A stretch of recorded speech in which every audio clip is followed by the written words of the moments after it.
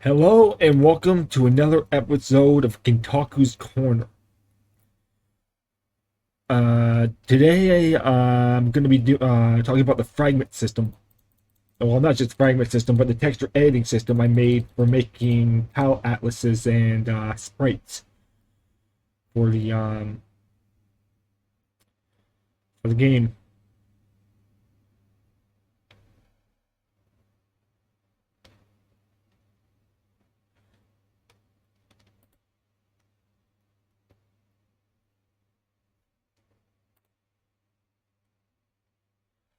First, I want to copy and paste some pieces over here.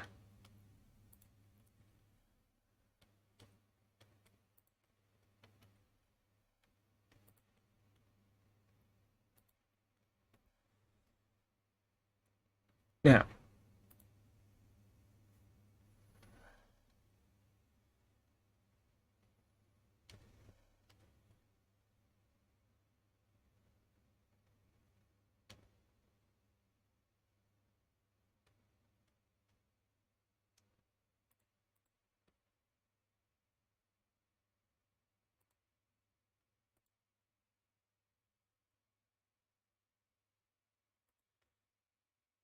now,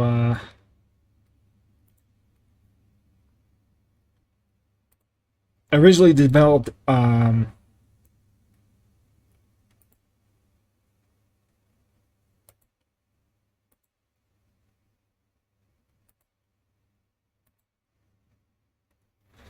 just going to get it to work there.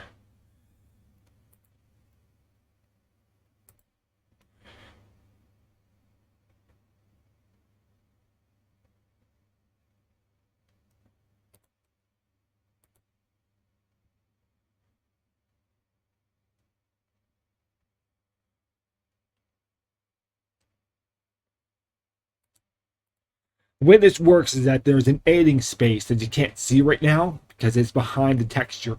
I did that so it wouldn't interfere with the process of working, but that's more helpful in the realm of working with sprites than it is with tile sets.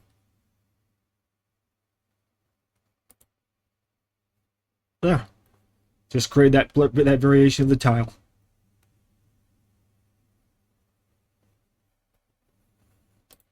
And also hit Shift D to clear the space so it's actually more visible. But I don't want to do that if I have a texture in that area.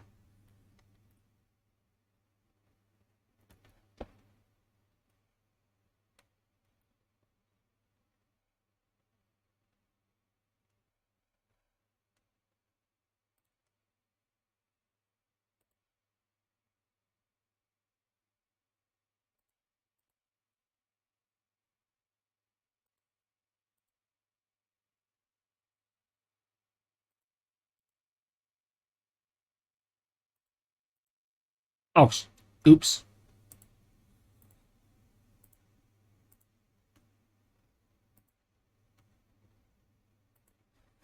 There's only one disadvantage. If I copy a transparent texture, it makes the entire thing disappear. Like it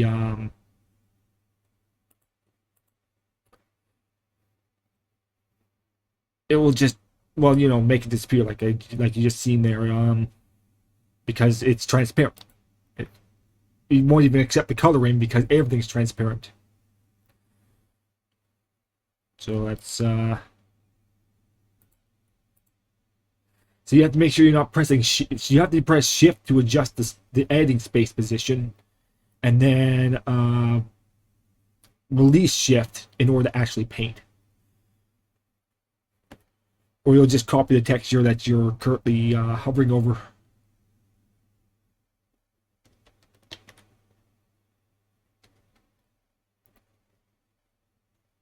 I already have this set up as a tile set in the system, so I just have to finish this tile set and it's all good.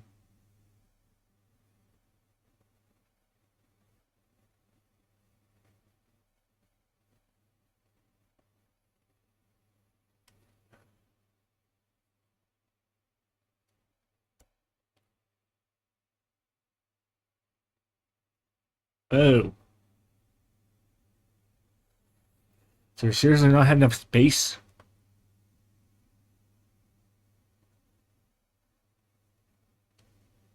One, two. Oh yeah, there's enough. One, two, three, and there's three spaces there because this tile set take like a tile group takes 16 horizontal spaces and three vertical. It this mathematical arrangement leaves that there's means that there's two additional spaces left at the bottom of an atlas if you're filling it all up with tile groups.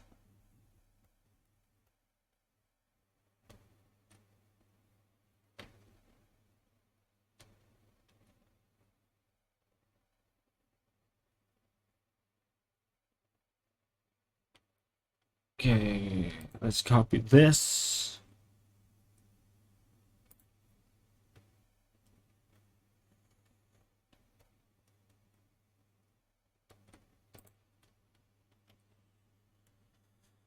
Now I want to copy the one that's facing vertically. I have to make sure they're all oriented in the exact same way as this because I use a auto indexer to automatically set up all the tile indexes.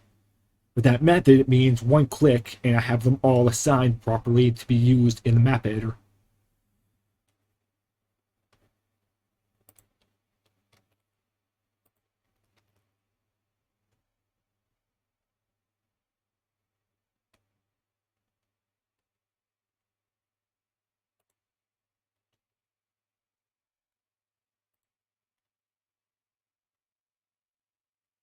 Then we're going to use the fragment system to put in these pieces where they're supposed to be on these remaining parts I have to do.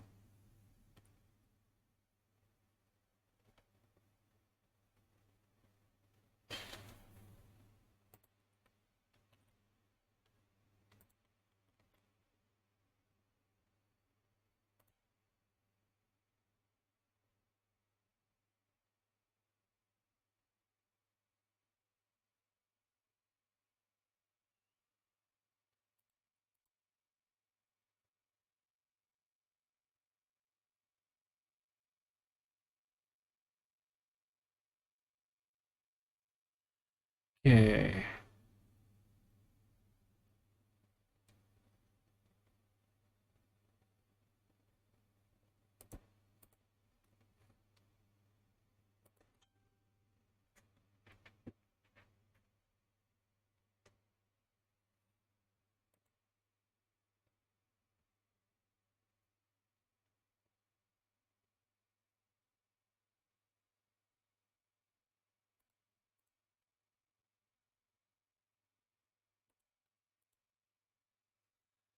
Yeah, that was my phone going off. I don't like that. I really should turn that on silent when I'm doing my videos. But I'm not used to having a phone. I'm a cell phone anyway, smartphone. Used to have a flip phone, but they're getting rid of 3G networks in on the 31st. And I went ahead and bought an outdated phone that's going to be also go out of date on the 31st. So there's no difference. Paid $180 for that. I'm so upset about that.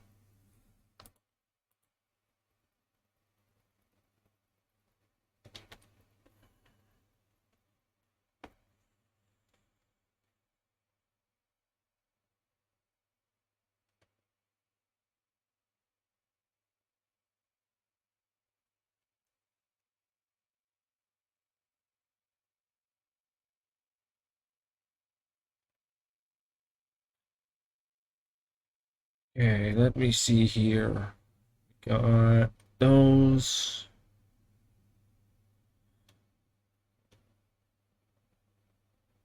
The diagonal ones.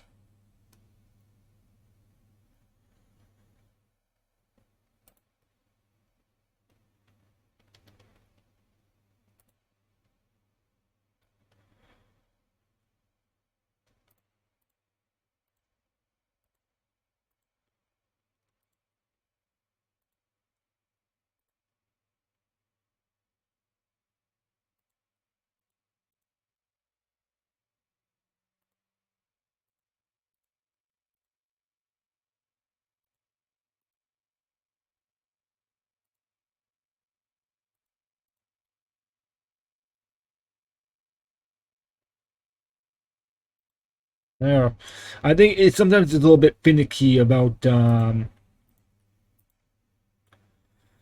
positions when selecting fragments.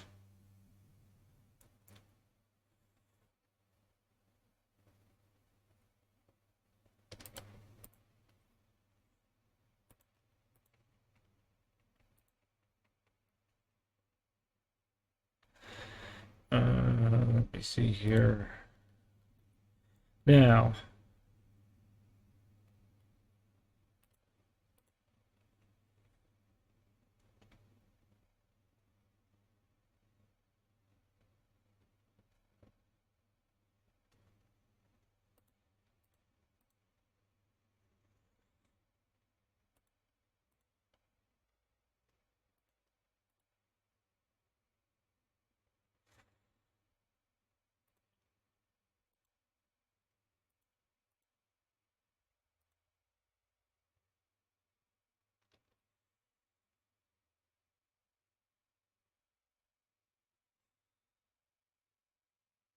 now I need to do these ones.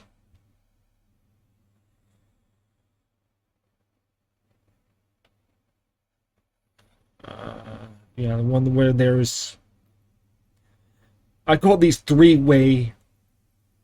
I can't remember what the configuration name is. It's been a while.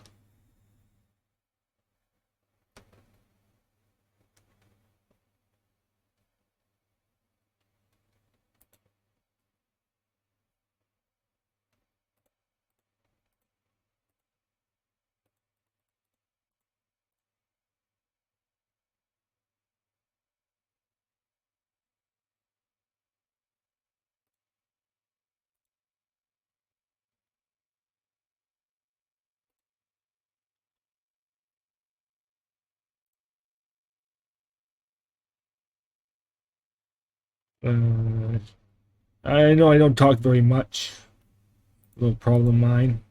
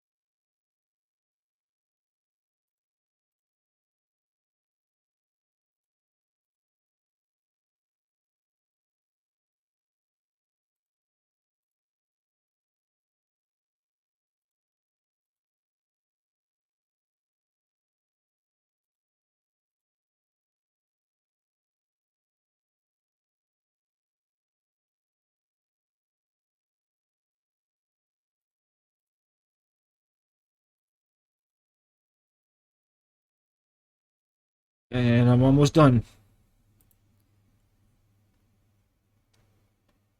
Though because this is so simple, it could have probably possibly been easier just to draw them up. But in a more complicated um,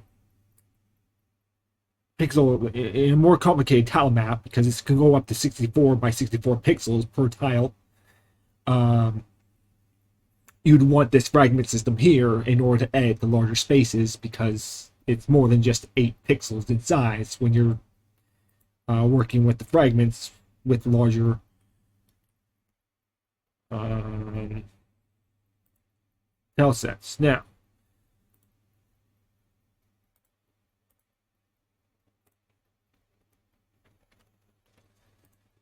like making tiles that can actually take a while, and in reality, what you just seen there would have taken me hours to do. Not like hours, but maybe half an hour or more. in another program just because I have to deal with spacing and editing space constraints that don't have to be dealt with in this program because they're already dealt with for you, making the process much easier. As you see, I call it new test tile. Oh, we need to enable mouse mode. And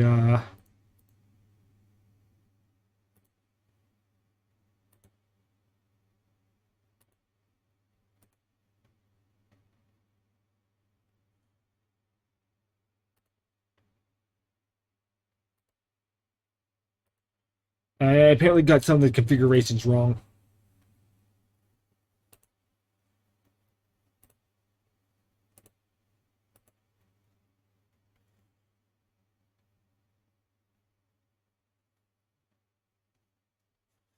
Yeah, that's not the right tile. But I make mistakes sometimes. This also isn't as tall as it's supposed to be. Just little things I messed up with when making the tile set. Let's exit and go to texture editor.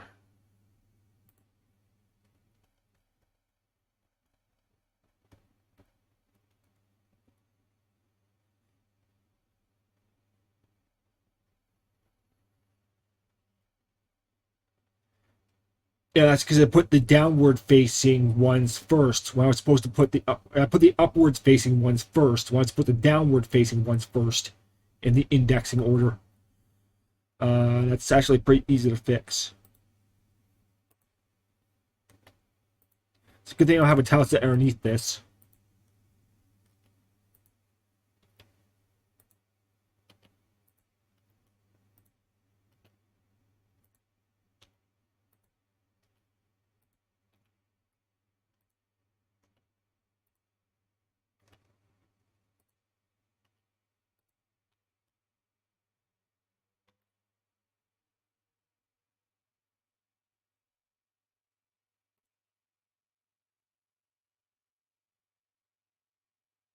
Yeah, I forgot to delete the fragment, the pixel object apparently when I'm exiting edit mode. Gonna have to fix that obviously.